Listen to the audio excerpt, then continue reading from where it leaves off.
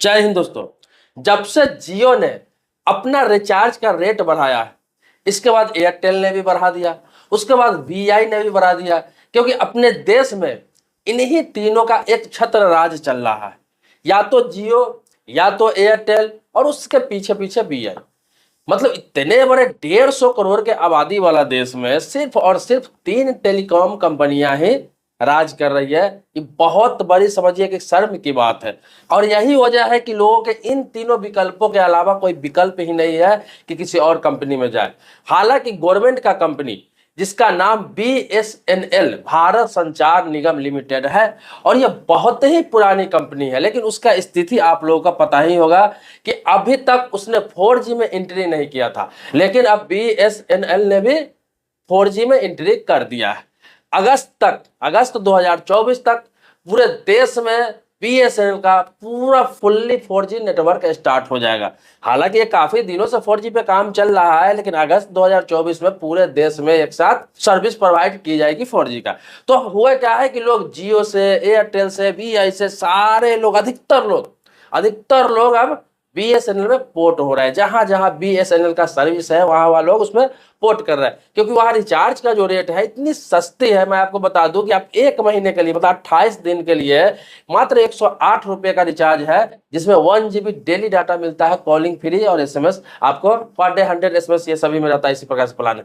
इसके अलावा आप 45 दिनों के लिए वहां प्लान लेते हैं तब 249, मतलब 250 रुपया से भी 1 रुपया कम 249 रुपया में आपको 45 दिनों के लिए मिल जाएगा, जिसमें 1.5 GB डेली डाटा मिलता है।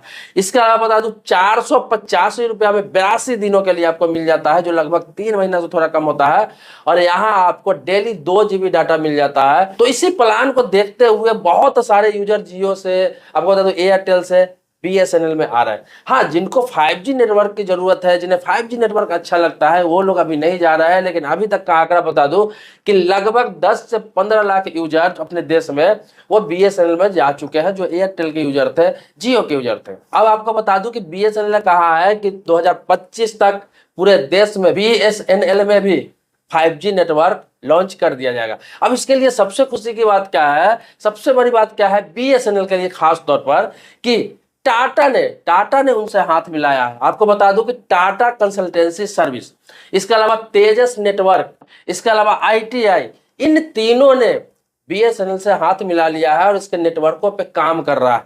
आपको बता दूं कि अभी तक 9000 नेटवर्क टावर लगाए जा चुके हैं 4G का, और इसके अलावा जितने भी टावर्स है जो इनएक्टिव थे बीएसएनएल का, लगभग 1,20,000 टावर पर काम चल रहा है, जिस पर टीसीएस, तेजस नेटवर्क और आईटीआई ये सारे मिलकर और बीएसएनएल भी मिलकर इस पर काम करेंगे और 5G नेटवर्क प्रोवाइड कराएंगे, सुपर स्पीड 5G।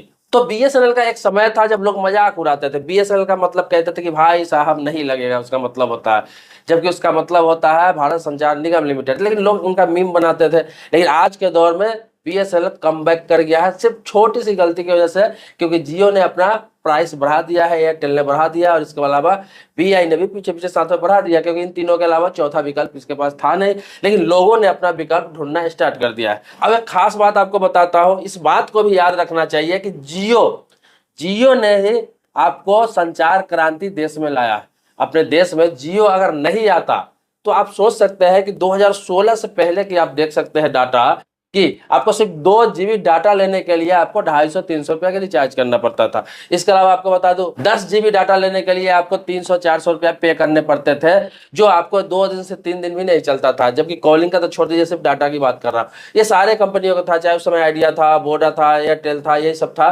तो ये सब ऐसे करते थे, सिर्फ डाटा का 10 GB 5 GB डाटा का 300, 350, 400 रुपया लेते हैं। लेकिन जियो ने ये क्रांति लाया था कि पहले फ्री 4G नेटवर्क उसने प्रोवाइड कराया लोगों को, और उसके बाद बहुत ही सस्ते में दूसरे सालों से लोगों को 200-250 में डेली का 1 GB, 1.5 GB, 2 GB ऐसे उपलब्ध कराने लगा। तो ये क्रांति जो है, आपको बता दूं नेटवर्क क्रांति, संचार क्रांति, ये जियो के ही देन है। इसके अलावा आपको बता दूं, याद करना आप कि जियो के आने से पहले पूरे देश में रोमिंग लगता था। आप अपने स्टेट से दूसरे स्टेट में जाते थे तो आपको डबल रिचार्ज करना पड़ता था अलग से रोमिंग के लिए, अन्यथा आपका रोमिंग का प्लान लगता था, बहुत ज्यादा पैसे कटते थे।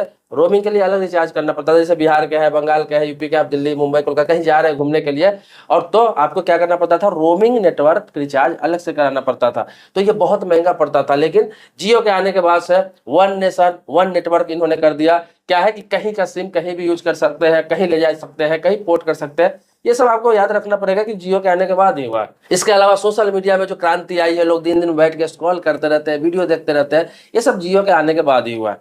हाँ, लोगों को इसलिए थोड़ा तकलीफ होता है और इसलिए लोग ये सोचते हैं कि अब देखिए सुविधा आपने किसी को प्रोवाइड करा दिया, सुविधाएं लोगों को मिल गई, अब उसमें क्या है कि थोड़ा भी पैसे रिचार्ज बढ़ते हैं चाहे कुछ भी बढ़ते हैं तो लोगों को ये लगता है कि हमारे साथ ज्यादती हो रही। लेकिन उससे पहले बहुत कम कीमत में, बहुत ही कम कीमत में, ना बराबर कीमत में अगर आपको नेटवर्क प्रोवाइड कराया जा रहा था, अच्छी सर्विस दी जा रही थी, तो थोड़ा इस बात का भी ध्यान रखना चाहिए। तो छोड़िए, ये तो रही जियो की क्रांति की बात। लेकिन आपको बता दूं, उस समय यूजर भी कम हुआ करते थे, लोग कम यूज करते थे, बहुत कम लोगों के पास स्मार्टफोन हुआ करता था। और हुआ करता भी था तो सारे लोग सोशल मीडिया नहीं देखते थे या फिर डाटा यूज नहीं करते थे। तो अब क्या है, यूजर्स बहुत बढ़ गए, यूजर्स बहुत बढ़ गए। अपने देश में लगभग 50 से 70% लोग डाटा यूज करने लगे, नेटवर्क यूज करने लगे, इंटरनेट यूज करने लगे। तो इसको देखते हुए अब क्या करें, कंपनियों को ऐसे रेट नहीं बढ़ाना चाहिए, अचानक रेट नहीं बढ़ाना चाहिए। 10 रुपया, 5 रुपया, 20 रुपया तक चलता है, लेकिन ऐसे एकाएक 100 रुपया, 50 रुपया, 70 रुपया, 20%, 30%, 50% अगर रिचार्ज पे रेट बढ़ा दिया जाता है तो सभी लोगों को अफोर्ड करना थोड़ा मुश्किल हो जाता है। इसीलिए लोग बीएसएनएल की तरफ जा रहे हैं कि बीएसएनएल अभी के दौर में देखा जाए तो 4G नेटवर्क में सबसे सस्ता प्लान प्रोवाइड करा रहा है। इसीलिए लाखों लोगों ने बीएसएनएल की तरफ रुख किया है। तो आप भी अब बीएसएनएल का नेटवर्क का मजा ले सकते हैं और बहुत कम कीमत में मजा ले सकते हैं। अगर आपके आसपास में या फिर आपके शहर में, आपके स्टेट में बीएसएनएल नेटवर्क है तो आप उसका एंजॉय कीजिए और कमेंट बॉक्स में जरूर बताइए कि बीएसएनएल का नेटवर्क वर्तमान में कैसा है, कैसा काम कर रहा है। लेकिन भविष्य में उम्मीद रखिए कि यह बहुत अच्छा काम करने वाला है, क्योंकि इसके साथ टीसीएस ने, तेजस नेटवर्क ने और आईटीआई ने हाथ मिलाया है और बहुत जोरों शोरों से काम कर रहा है। तो आने वाला समय में बीएसएनएल का नेटवर्क बहुत ही बेहतरीन हो जाएगा। एक बात और आपको बताना चाहूंगा कि बीएसएनएल के जितने भी नेटवर्क है, ज्यादातर नेटवर्क जियो को प्रोवाइड करा दिया गया था और जियो बीएसएनएल के नेटवर्क पे ही काम कर रहा था, क्योंकि उसका खुद का अभी तक नेटवर्क नहीं है। अब शायद काम चल रहा है लेकिन खुद का नेटवर्क नहीं है। बीएसएनएल के जितने भी टावर थे वो सरकार ने उनको प्रोवाइड करा दिया था और उसी टावर से उनका अभी तक काम चल रहा था। अब क्या होगा कि जियो का नेटवर्क या बीएसएनएल का नेटवर्क दोनों उसी नेटवर्क पे काम करेगा और इसी तरह से विस्तार किया जा रहा है। लगभग 1,20,000 टावर को फिर से बीएसएनएल के लिए अलग से एक्टिव किया जा रहा है। देखिए, हमारे देश की इतनी आबादी है, 150 करोड़ की आबादी है, 1.5 अरब की आबादी है, और जिधर पब्लिक का रुख हो जाता है उसका किस्मत ही चेंज हो जाता है। एक आने वाला समय था जो लोग बीएसएनएल से नफरत करते थे, उनके नेटवर्क से नफरत करते थे, लेकिन एक ऐसा दौर आ गया, एक ऐसा समय आ गया कि रिचार्ज बढ़ाया, अचानक कंपनियों ने रिचार्ज बढ़ाया और लोगों का रुझान फिर से बीएसएनएल की तरफ हो गया। और ऐसा कमबैक करने जा रहा है बीएसएनएल कि आने वाला समय में ये जो बीएसएनएल है ये एयरटेल, जियो और बीआई सभी को टक्कर देगा। बस लोगों का इंतजार है कि एक बार ये अपना नेटवर्क ठीक कर ले। 4G तो लॉन्च कर चुके हैं, 5G में भी आ जाए। दोस्तों, आप जानते हैं कि मैं अपने चैनल पर कानून से संबंधित हो गया, गवर्नमेंट स्कीम से संबंधित हो गया, बैंकिंग हो गया, इंश्योरेंस, फाइनेंस, लोन, इन्वेस्टमेंट, इन सभी टॉपिक पर वीडियो बनाता हूँ। इसके अलावा कोई अपडेट नया आता है जिससे लोगों को फायदा हो, लोग अवेयर हो, तो उसके बारे में वीडियो बनाता रहता हूँ टाइम टू टाइम। तो आप अगर सब्सक्राइबर अभी तक नहीं है तो चैनल को सब्सक्राइब कर लीजिए, लेकिन पुराने सब्सक्राइबर है इसके लिए कोटि कोटि धन्यवाद देता हूँ। आभारी हूँ आपका। मिलते हैं नेक्स्ट वीडियो में एक नए मुद्दे के साथ, तब तक के लिए शुक्रिया, धन्यवाद। जय हिंद दोस्तों।